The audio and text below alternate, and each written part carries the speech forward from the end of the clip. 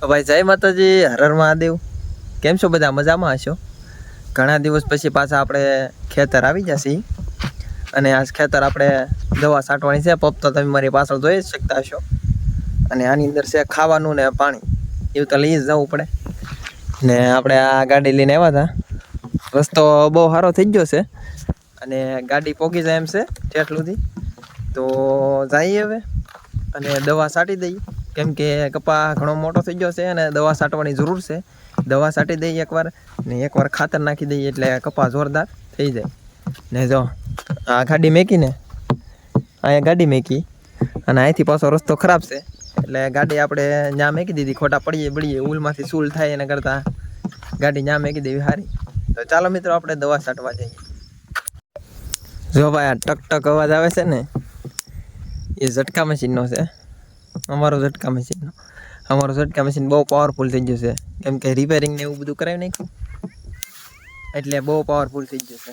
તો જાળવીને જવું જોઈએ, નકર તો ઉલાડી દે આપણને. તે જો ભાઈ આ ઝટકા મશીનનો વાયર, અને આપણે એટલું પાસેથી જવું પડશે. જો અડી બડી જવું તો ફગવાઈ જવું, જાળવીને હાલવું પડશે, નકર તો ફગવી દે. આ તો કોઈલું થોડું રાખે. જો ભાઈ ઝટકા મશીનમાં બસતા ઝૂંપડીએ પોગી જાય. આપણે ટીંગાડી દઈએ, બહુ વજનમાં છે, પાણી ને એવું બધું છે ને એટલે. ને આપણે પોપ મેકી દીધો છે આગળ. હવે કપાની અંદર આપણે જીવાત ન પડે એના માટે દવા છાંટવા આવ્યા છીએ. તો દવા છાંટીએ ને તમને બતાવીએ કેવડો કપાસ છો. જો ભાઈ આપણે આ ખાઈએ છીએ, આને શું કહેવાય છે કોમેન્ટમાં કહેજો. અમારી ભાષામાં તો તાંતળિયાની ભાજી કહેવાય. તાંતળિયાની ભાજી કહેવાય ને મમ્મી? તાંતળિયાની ભાજી કહેવાય. તમારી ભાષામાં શું કહેવાય એ કા જરીક કહેજો. આની ભાજી થાય ને બહુ મસ્ત મજાની થાય, લહણની કળી બળી નાખીને. તો ખાવી હોય તો કોમેન્ટ કરી દેજો, મોકલાવી દઈ.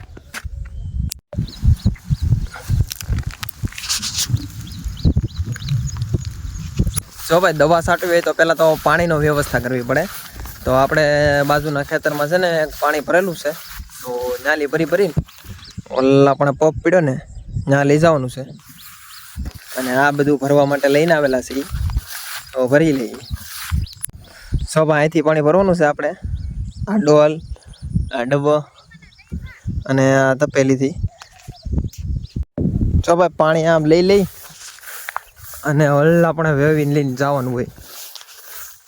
થોડુંક આ તો નજીક છે, નકર અમુક વાર તો છે ને બહુ દૂર લઈને લઈ જવું પડે. તો દવા આપણે છાંટવાની નથી, આપણને ના પડી દવા છાંટવાની એટલે વાંધો નહીં. તો જો મિત્રો સારા બાજુ વરસાદ આવે એવું થઈ ગયું છે. જો વરસાદ આવશે તો ઘણી થાય, કેમ કે દવા છાંટીએ તો વરસાદ ન આવવો જોઈએ. વરસાદ આવી જાય તો દવાના છાંટી હોય એ બધી વહી જાય, એટલે એનું ગણ ન કરે. તો કલાક 2 કલાક પછી વરસાદ આવ્યો હોય તો વાંધો ન આવે. જો ભાઈ આમ દવા છાંટવાની હોય, વાયા પપ ચડાવી હમણાં છાંટશે અમારી મમ્મી, જોશો તમે. જો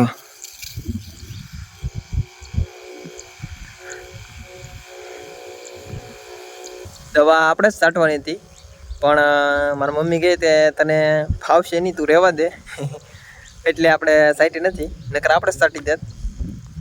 જો આવી રીતની છાંટવાની આવે. જો ભાઈ દર વખતેનું આ છે 500 રૂપિયાનું બિલ આવે. એ તો ભાઈ કપા સારો કરવો હોય તો એટલું તો ખર્ચો કરવો પડે. તો જો ભાઈ આની અંદર એવડો કપા થઈ ગયો છે. આ મારું ખેતર છે, જો બહુ મોટો થઈ ગયો, બહુ સારો કપા થઈ ગયો આ વખતે. અને દવા બી મારા મમ્મીએ છાંટી દીધી છે.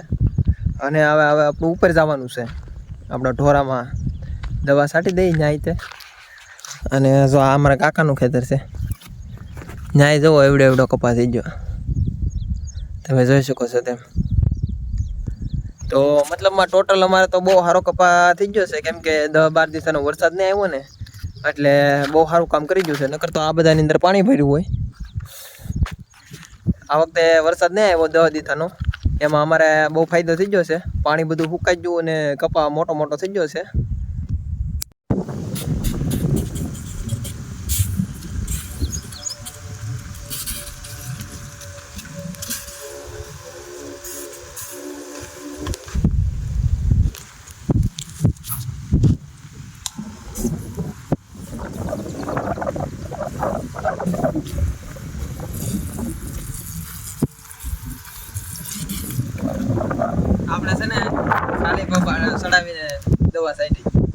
બધી દવા તો અમારી મમ્મીએ સાઈડી હતી.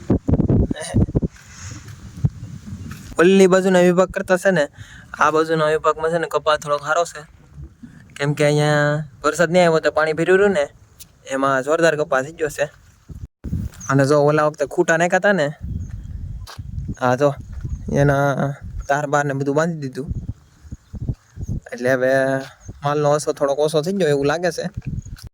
જો ભાઈ ઓલા વખતે આપણે આવ્યા હતા ને ત્યારે નાળિયેરના પાંદડા કે પાછા અત્યારે જોવો કેવી મસ્ત લાગે છે. અને વધી પણ જાય હવે, કેમ કે નડે નહીં ને કાંઈ વધવા માટે, તો નાળિયેરી વધી જાય કે. હા જો હવે મારા કાકાનું ખેતર એવું ના, એ જો નાળિયેરી બે શા નાખેલી છે એને રીતે, અને જો એને સારો કપા થઈ ગયો છે એને રીતે, તો આને આખામાં એવો થઈ ગયો. તો મતલબમાં આની પહેલાં આપણે કપાની અંદર ખાતર નાખ્યું હતું. ખાતર નાખવા હું નહોતો આવ્યો, બીજા આવ્યા હતા, પછી દવા સાઈડ. તો જો આ છે બીજા કાકા છે એનું ખેતર છે, ત્યાં કપા આવો થઈ ગયો છે. ટોટલમાં અમારા બધા ખેતરની અંદર છે ને કપા બહુ સારો થઈ ગયો છે. એક વાર ખાતર નાખી દીધું ને એટલે, અને ખોડ ને એવું તો બહુ ઉગ્યું છે, પણ હાથી બાતી આ હકારશું ને એટલે ઓકે થઈ જાય એવું લાગી રહ્યું છે. જો ભાઈ હમણાં તમને કીધું હતું એમ કે વરસાદ આવે તો ઘણી થઈ જાય.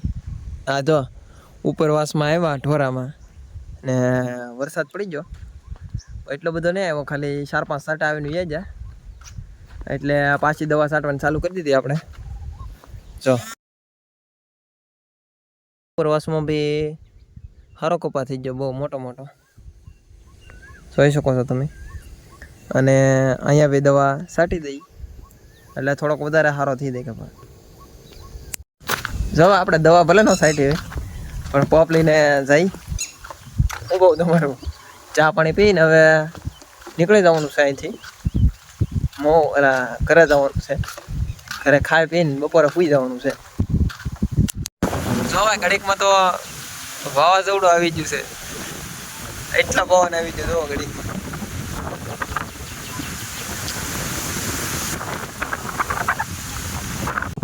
જો ભાઈ આ દવા છાંટવાની જ છે આ ખેતરમાં. એ મારા કાકાને એને પણ તમે અહીંયા આ તળાવ ભીરુંના પાણી જુઓ તમે, પાણી સુકાઈ ગયું. પછી વિદેશથી બગલા આવ્યા છે, આ વિદેશી પક્ષી છે બધા, ડેમના જનાવર છે ભાઈ. જો ભાઈ આ બધા પક્ષી આવશે એ વિદેશથી આવે છે ડેમમાં, પેલા ડેમમાં આવે અને પછી આ જો અમારે તળાવને એવું સુકાઈ ગયું હોય પાણી ત્યાં આવે. જો ભાઈ ઝૂંપડીની અંદર છે ને આ હોલની વચ્ચેલી છે ને બહુ પાણી પડતું, તો આપણે છે ને પતરા નાખ્યા છે ઉપર, ઓલી પતરાની નાળો આવે જો આવી આ ઉપર દેખાય જાય એવી માંડ નાખી ફૂલ બે પડી જાય, કેમ કે અંદર વાળો ન આવે એટલે બંધાવવા પડે. તો જો આવી રીતના કંઈક બંધાવ્યા છે.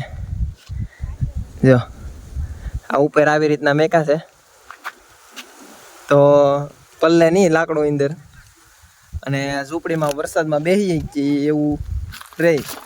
નકર પછી વરસાદનું બધું પાણી છે ને ઝૂંપડીની અંદર આવે. તો ભાઈ ખેતર આપણું ઓલમોસ્ટ બધું કામ પતી ગયું છે, દવા છાંટી દીધી છે અને ઝૂંપડામાં થોડું ઘણું કરી નાખ્યું છે. ચા પીને અહીંયા આવ્યા હતા, ચાનો થોડોક કેપ હતો એમાં કામ થઈ ગયું છે, અને બપોરનો ટાણો થઈ ગયો છે ને આપણે જવાનું છે હવે ઘરે. બપ ને બધું લઈ જવાનું છે ઘરે ચાર્જિંગમાં મૂકવા માટે. તો હવે જઈએ આપણે ઘરે, અને હવે જ્યારે બીજી વાર ખેતર આવશું ત્યારે કપા કેવડ્યો છો એ બતાવશું, અને કપામાં હવે શું સારવાર કરવાની હોય એ બધું બતાવશું.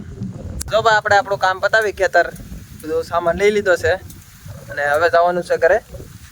હવે જ્યારે બીજી વાર ખેતર આવશું ત્યારે તમને બતાવીશું કપા કેવડ્યો છો અને હું કપામાં કરવું પડે એમ. ત્યાં સુધી જય માતાજી, હર હર મહાદેવ.